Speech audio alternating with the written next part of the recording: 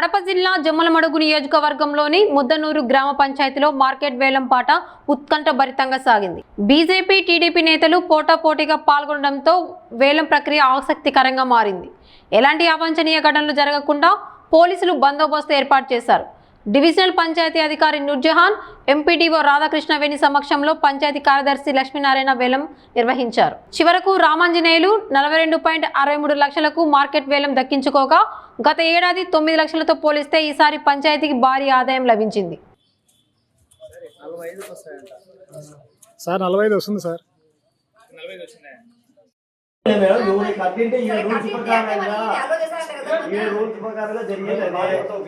పెట్టినాము అతను వాళ్ళ అన్నది అతన్ని పెట్టినాము ఇద్దరిని పెట్టినాం కదా.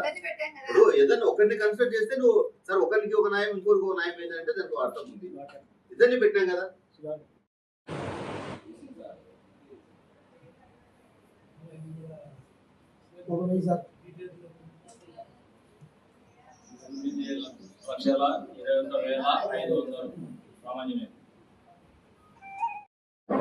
ఏడు రోజుల్లో రిమైనింగ్ అమౌంట్ అంతా కట్టిన తర్వాతే మీరు డాక్యుమెంటేషన్ చేసి 3%